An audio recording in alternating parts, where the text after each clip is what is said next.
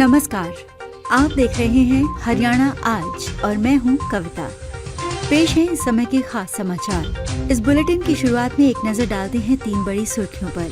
सबसे पहले बात करेंगे उस संकट की जिसने हरियाणा की स्वास्थ्य सेवाओं पर ब्रेक लगा दिया है, जहां सरकारी अस्पतालों के डॉक्टर 2 दिन की राज्यव्यापी हड़ताल पर चले गए हैं। इसके बाद बात होगी नौकरियों की राजनीति की, जहां नेता प्रतिपक्ष भूपेंद्र सिंह हुड्डा ने HPSC की असिस्टेंट प्रोफेसर भर्ती में स्थानीय युवाओं के कम चयन को लेकर सरकार पर एंटी हरियाणा होने का गंभीर आरोप लगाया है। और अंत में बात करेंगे उस दुखद घटना की जिसने खेल जगत को स्तब्ध कर दिया है, जहां राष्ट्रीय बास्केटबॉल खिलाड़ी की मौत के मामले में लापरवाही बरतने वाले ठेकेदार और लोक सेवकों के खिलाफ FIR दर्ज की गई है। पूरी जानकारी के लिए इस खास बुलेटिन के अंत तक बने रहिए। चलिए अब विस्तार से बात करते हैं हमारी पहली और सबसे महत्वपूर्ण खबर की, जिसका सीधा असर प्रदेश के आम लोगों पर पड़ रहा है।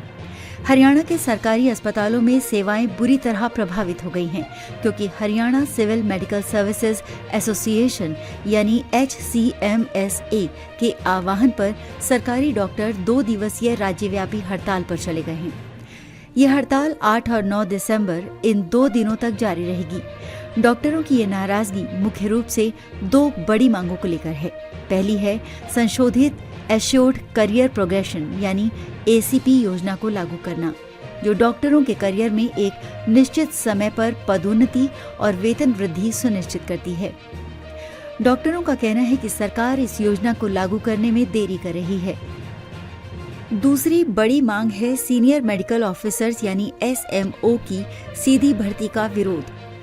डॉक्टरों का तर्क है कि SMO के पद पर सीधी भर्ती से उन डॉक्टरों के करियर की राह बाधित होती है जो वर्षों से सेवा दे रहे हैं और पदोन्नति की प्रतीक्षा कर रहे हैं। इस हड़ताल से राज्य भर के सरकारी अस्पतालों में OPD और रूटीन सर्जरी पूरी तरह से ठप हो गई है, जिससे मरीजों को भारी परेशानी का सामना करना पड़ रहा है। हालांकि एसोसिएशन ने दावा किया है कि आपातकालीन सेवाएं और दुर्घटना वार्ड अभी भी कार्य कर रहे हैं, लेकिन विशेषज्ञ डॉक्टरों की अनुपस्थिति में स्वास्थ्य सेवाओं पर आया ये संकट सरकार और स्वास्थ्य विभाग के लिए एक बड़ी चुनौती बन गया है। सरकार को जल्द से जल्द इस गतिरोध को खत्म करने के लिए डॉक्टरों से बातचीत करनी होगी, ताकि आम जनता को राहत मिल सके। अब रुख करते हैं हमारी दूसरी बड़ी खबर की ओर, जो हरियाणा में रोजगार और आरक्षण की राजनीति से जुड़ी है। नेता प्रतिपक्ष भूपेंद्र सिंह हुड्डा ने हरियाणा पब्लिक सर्विस कमीशन द्वारा असिस्टेंट प्रोफेसर अंग्रेजी विषय के लिए की गई भर्ती के परिणामों पर गंभीर सवाल खड़े किए हैं। उन्होंने आरोप लगाया है कि इस भर्ती प्रक्रिया में हरियाणा के 8% से भी कम युवाओं का चयन हुआ है। हुड्डा ने सीधे तौर पर राज्य सरकार पर निशाना साधते हुए कहा है कि यह आंकड़ा प्रदेश सरकार के एंटी हरियाणा चेहरे को दर्शाता है, जिसका सीधा अर्थ है कि सरकार राज्य के युवाओं के हितों की रक्षा करने में नाकाम रही है।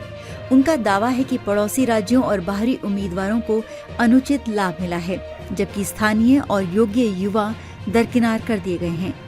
कांग्रेस पार्टी ने इस मुद्दे को जोर शोर से उठाया है और इस भर्ती घोटाले के विरोध में पूरे राज्य में विरोध प्रदर्शन करने की घोषणा की है। ये मुद्दा न केवल सरकारी नौकरियों में स्थानीय युवाओं की भागीदारी सुनिश्चित करने की मांग को हवा देता है, बल्कि HPSC की भर्ती प्रक्रियाओं की निष्पक्षता और पारदर्शिता पर भी बड़े सवाल खड़े करता है। सरकार को इन आरोपों का जवाब देना होगा और चयन प्रक्रिया के मानदंडों को स्पष्ट करना होगा, ताकि प्रदेश के लाखों बेरोजगार युवाओं में विश्वास बहाल हो सके। और अंत में बात करते हैं उस दर्दनाक खबर की जिसमें लापरवाही ने एक होनहार खिलाड़ी की जान ले ली। राष्ट्रीय स्तर के एक बास्केटबॉल खिलाड़ी की अभ्यास के दौरान हुई दुखद मौत के मामले में पुलिस ने बड़ी कार्रवाई की है। खिलाड़ी के पिता ने इस मौत के लिए ठेकेदार और कुछ लोक सेवकों को सीधे तौर पर जिम्मेदार ठहराते हुए FIR दर्ज करवाई है। घटना में अभ्यास के दौरान एक जंग लगा खंभा गिरने से खिलाड़ी की मौत हो गई थी, जिसने खेल समुदाय को गहरा सदमा दिया है। खिलाड़ी के पिता का आरोप है कि इस खंभे की मरम्मत के लिए पहले ही फंड मंजूर हो चुका था, लेकिन संबंधित अधिकारियों और ठेकेदार ने घोर लापरवाही बरती, जिसके कारण ये दुखद दुर्घटना हुई। ये मामला केवल एक दुर्घटना का नहीं है, बल्कि ये सरकारी ढांचे में व्याप्त लापरवाही और भ्रष्टाचार को उजागर करता है, जहां बुनियादी सुविधाओं के रखरखाव में कोताही बरती जाती है। पुलिस ने एफआईआर दर्ज कर ली है और मामले की जांच शुरू कर दी है। अब देखना ये होगा कि जांच में किन लोक सेवकों और ठेकेदारों पर कार्रवाई होती है और क्या मृतक खिलाड़ी के परिवार को न्याय मिल पाता है। ये घटना हमें याद दिलाती है कि सरकारी संपत्तियों और सार्वजनिक स्थानों पर सुरक्षा मानकों का पालन कितना जरूरी है। दर्शकों, ये थे इस समय के खास समाचार। हरियाणा आज की टीम आपसे ये अनुरोध करती है कि आप इस महत्वपूर्ण बुलेटिन को सब्सक्राइब जरूर करें, ताकि आपको हरियाणा की हर बड़ी खबर सबसे पहले मिल सके। इस वीडियो को शेयर करना ना भूलें, ताकि ये महत्वपूर्ण जानकारी आपके सभी जानने वालों तक पहुंच सके। और सबसे जरूरी बात, सरकारी डॉक्टरों की हड़ताल या HPSC भर्ती विवाद पर आपका क्या दृष्टिकोण है, हमें कमेंट बॉक्स में लिखकर जरूर बताएं। आप इस न्यूज को हरियाणा के किस हिस्से या देश के किस हिस्से से देख रहे हैं, ये भी कमेंट बॉक्स में लिखें। आपके विचार जरूरी हैं। धन्यवाद।